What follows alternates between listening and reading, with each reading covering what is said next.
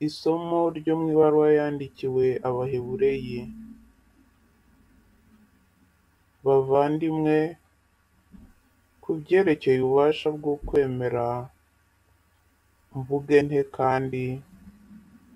Nta gihe nabona cyo kuvuga bihagije ibya Gideyoni, Baraki, Samusoni, Yefute, Dawudi, Samweli n'abahanuzi.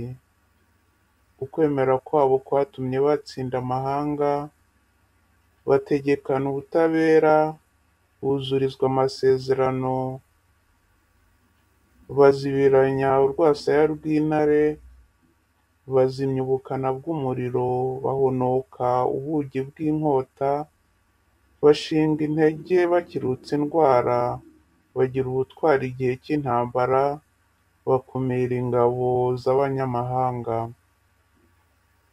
Hari n'abagore bazuriwe abana babo bari bapfuye.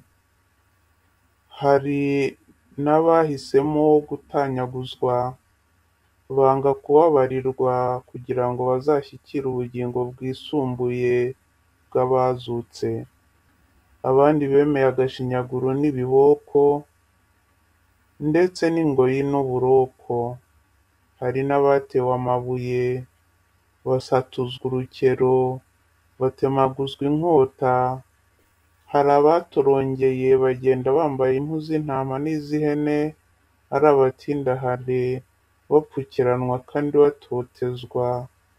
Abatari bagenewe kuba ab'isi babuyeraga ku gasi no mu misozi, bahungira mu buvumo no mu masenga y'isi.